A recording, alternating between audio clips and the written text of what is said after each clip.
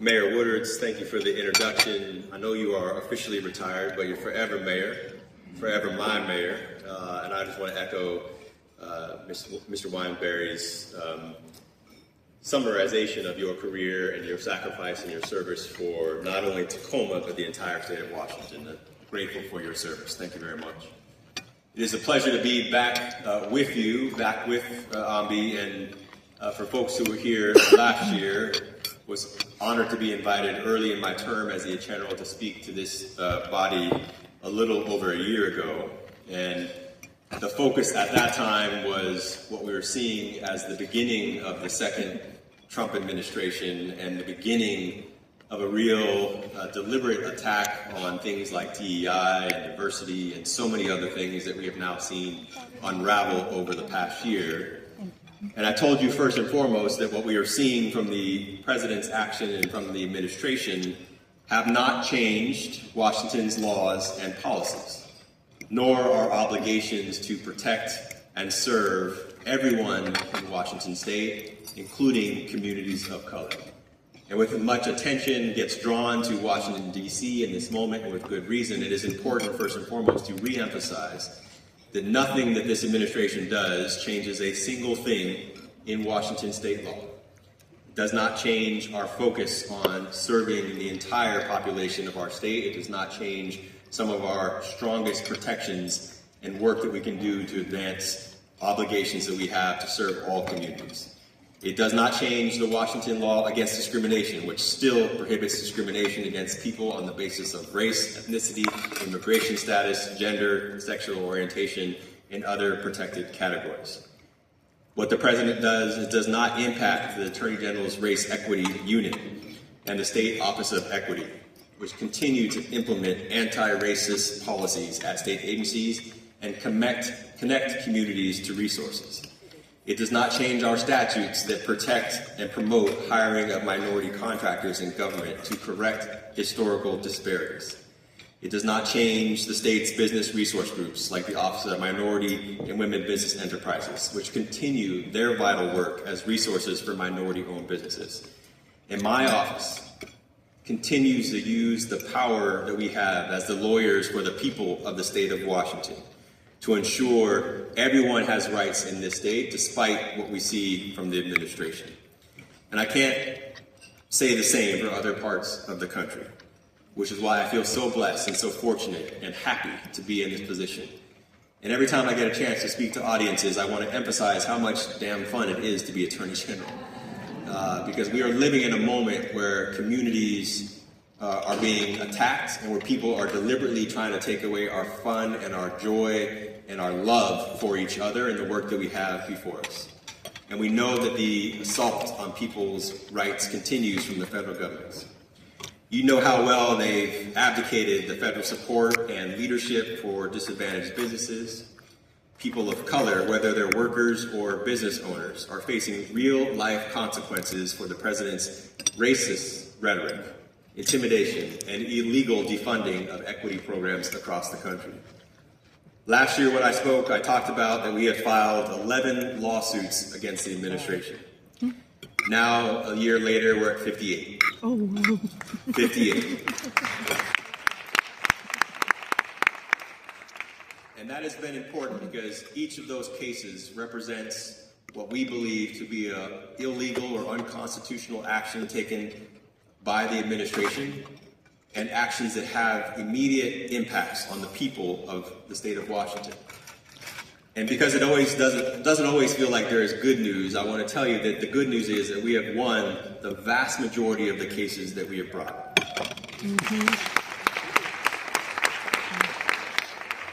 And some of these cases have struck down illegal orders against things like DEI. We preserved federal funding for schools when the Department of Education told them to abandon DEI policies. That was about $121 million for Washington State public schools. We stopped HHS from doing the same thing, trying to withhold health resource grants the administration said were illegally focused on diversity, equity, and inclusion. And if you look across the scope of all of our cases, we have successfully protected programs and services worth about $15 billion that would have otherwise been cut to Washington State. $15 billion for education, public safety, healthcare, environmental protections, infrastructure building up to compose climate attacks, all of these things that are vital to the health and safety of the people that we serve. And we've also protected citizenship itself by being the first state in the nation to challenge the president's very first executive order attacking birthright citizenship.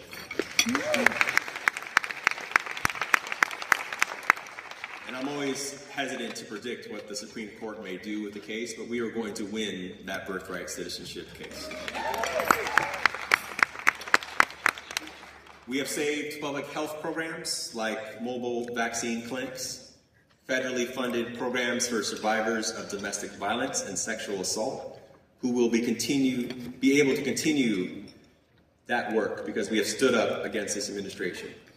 We've saved mental health programs for students, hospital research funding that was threatened if they wouldn't discriminate against transgender patients. We also ensured a very basic need, ensuring that people receive food that they need to survive. Because we stopped the federal government from cutting off SNAP benefit under false pretexts. From the federal government shutdown to Trump's illegal efforts to tie assistance to immigration enforcement. And we stopped HUD from kicking thousands of people out of housing at the end of last year. And they asked me to talk about the resilience in this time of uncertainty, and I will tell you that each of these actions by the incredible team that work in the Attorney General's office is showing a great deal of resilience. And I will tell you that every time that I sign my name on a complaint where it's the state of Washington against the administration, I take that responsibility incredibly seriously. But we are not going to cower down in this moment of need. We are not going to shy away from our obligations to serve all of Washingtons. We are not going to abdicate our obligation to enforce the rule of law. And personally, my resolve is greater now than it was when I first started, because the scope and the scale and the seriousness of the problem that we are all facing is truly, truly acute. We have seen the good and the heart and the strength of the American people as well, despite the chaos and the crisis that we're facing. And that good, that love, and that joy is nothing like what we see from Washington, D.C. Because I have seen it, I know you all have seen it in our friends and our neighbors, in our churches, in our community groups, in our schools. From classrooms to the courtroom, we know we are more than whatever this administration will throw at us. A much better president said, all we have to fear is fear itself. And maybe it's counterintuitive when we see the daily attacks coming from D.C., but we should feel empowered at this moment. Someone has to lead, and I know there are leaders in this room across many different industries and many different communities that are fighting the good fight with me today. And states and counties and cities and organizations, even individuals, can peacefully stand up to the un-American policies that are being imposed on this nation. With all that said, I also want to remind people that there are bad actors right here in Washington that we are dealing with as well. All is not right in this state. Even though I have tremendous love for this state, we have tremendous work to do collectively. But all of the federal work that we are doing, despite its importance and despite its focus from the people, all of that is really just a fraction of the work that gets done by the Attorney General's office. Because we are the second largest law firm on the West Coast, representing every branch of the state government, from the governor's office down to the Washington State Potato Commission, which need lawyers every now and then. We're busy helping every state agency because they are our clients. We're also prosecuting people for committing crimes, enforcing the laws against predators, scam artists, slumlords. We're making sure everyone who does business in Washington is getting a fair shake under the law. We're working to make sure that workers get compensated when their rights are violated and their wages are stolen. And we're getting justice for consumers when they're being misled by false advertising and fraudulent practices by businesses and other organizations in this state. We're also defending small businesses, whether it's going after organized retail crime or holding Google accountable for the way their advertising monopoly ties the hands of entrepreneurs who are trying to create something new in their communities. And we've got justice for families who are robbed of their inheritance by fraudsters who are abusing our probate system because we passed a new law that ensures greater protections for families and survivors. It's also a great time of mistrust in government. And so we have committed ourselves to improving transparency through our advocacy, through our public work, and through our use of the Public Records and Open Government Unit. And we've proposed improvements to our Model Public Records Act rules. And we've added millions more in settlements from opioid companies to help address the damage that they've caused in communities right through the opioid epidemic. Let me close with something that has been top of mind for me that I was sharing with some of my team yesterday. Some of my team who was here, we actually had the pleasure of spending the night in Eatonville, Washington last night. There was some irony there if you didn't follow it. We had a training academy for our new lawyers that join the office, and we do it 2 or 3 times a year, and there's a little retreat facility in Eatonville, Washington. So when I was addressing some of the new lawyers in this office, many of whom are excited and energized by the work that we are doing, but also fearful about what they are seeing, of what their families are experiencing, and curious about the impact that they're having. And in these moments, we need to tap into whatever keeps us inspired and pushing forward in this time. And I recounted to them that I had been in Selma, Alabama, and Montgomery, Alabama, a couple of months ago to commemorate the Selma Bridge crossing and the March for Voting Rights and Opportunity that happened in 1965. And this is poignant for me in this moment because just yesterday, the Supreme Court gutted one of the crown jewels of the civil rights movement in the Voting Rights Act. They removed protections for Black and brown communities and threatened the values for all of us. And so in this moment, I've been looking for sources of strength and recounting what I experienced in marching across the Selma Bridge, which if you have not done before, I encourage you to do at some point in your lives. But for those of you who have been to the Selma Bridge before, what you may not recognize, and I did not appreciate the first time that I walked across the bridge, is that the bridge is not a straight line. When you start the bridge, you cannot see the other side. You have to go a little bit up a hill before you crest and you see the other side. And I think about that reality and thinking about what John Lewis and so many other heroes experienced when they walked across that bridge to march for voting protections, for economic justice, principally for Black Americans, but frankly for all of us. Because when they started walking, they did not know specifically what they were facing, and they got to that crest and they saw the Alabama State Patrol. And they saw the Selma Police Department. And they knew that if they took further steps, that they were literally, quite literally, putting their lives on the line. They knew that they would be assaulted by this racist force that was organized against them. And what is important for me is that what happened next. What happened next when they looked at the face of hate and racism and violence. What happened next is they kept walking. What happened next is that they joined arms and continued down the hill towards the face of injustice. Walking for each other, but also walking for us. Walking so I could be the first Black elected statewide official in my state. Walking for future generations. And this time when I walked, there was an elderly woman who grabbed my arm at the start of the march and asked if I could hold her as she walked across the bridge. And she was one of the original foot soldiers. And she told me that in 1965, she walked across that bridge with John Lewis when she was 13. 13 years old, walking into the face of hate and injustice for herself and for me and for you and for your children. And so as we get in this moment of fear and trepidation and feeling disempowered, and we see concerted, deliberate, blatant acts to discourage us from taking steps forward, I am tapping the power of that 13-year-old girl. I am tapping into my heroes who put their lives on the line for us. And that is the strength and energy and resilience that we all need to embody in this moment. Because people put their lives on the line for us. So I want you all to think about that. I want you all to think what more you all can be doing to advance the cause of justice, because our ancestors are demanding it of us. Thank you very much.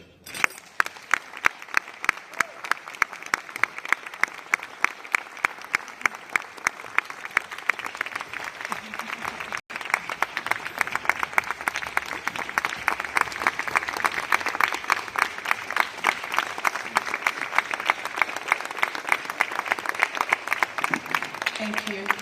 You're not going anywhere until I ask you a few questions, sir. So,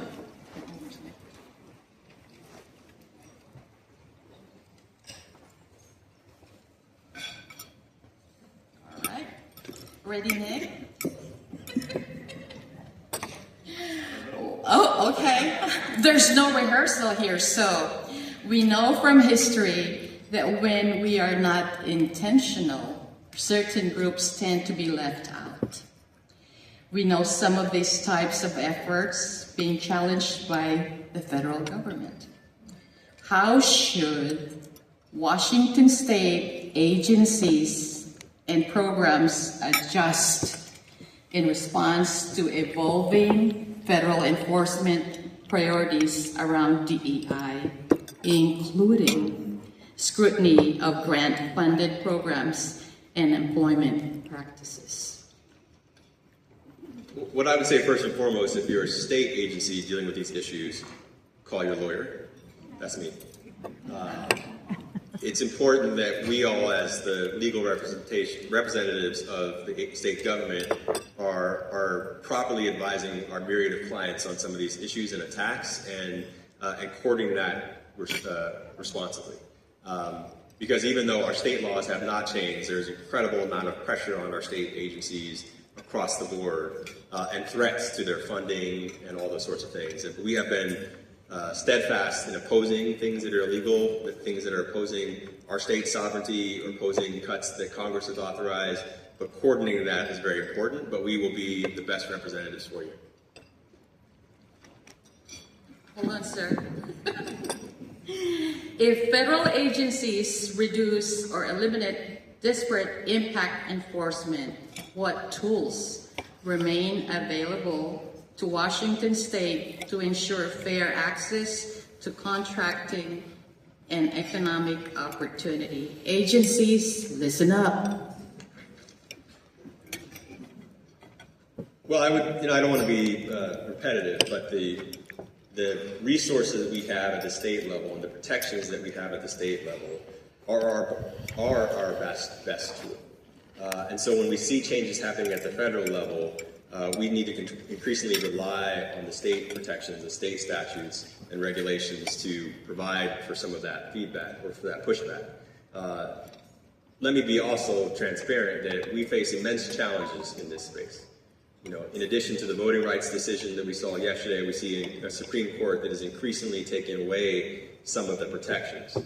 But nothing that we have seen thus far has invalidated Washington state law, and we're going to continue to be strong advocates to protect that moving forward. Two more.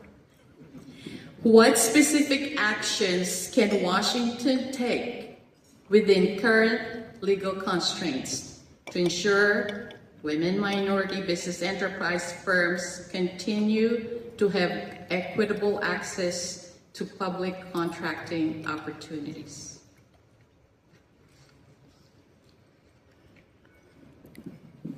A little different height.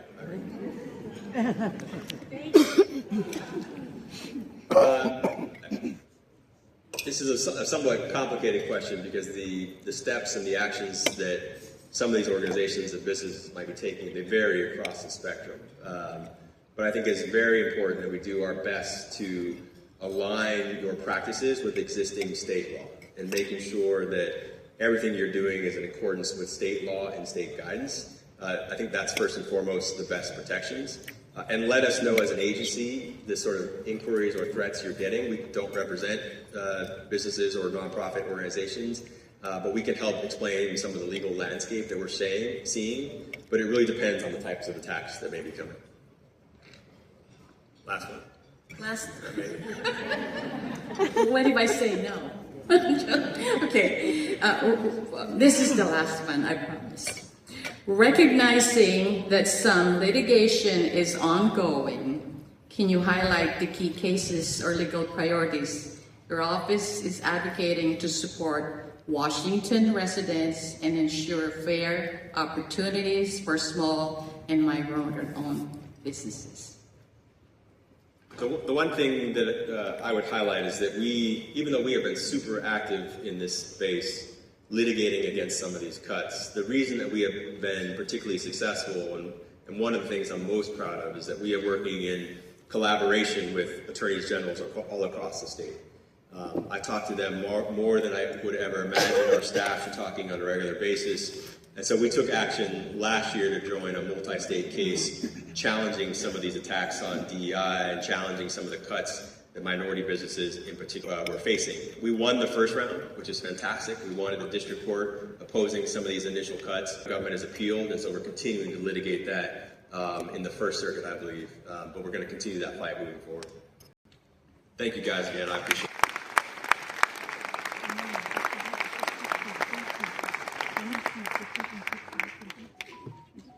Thank you. Oh, God help him, because he's gonna need it. This guy, it's just crazy. And when he starts speaking, I almost start crying, man.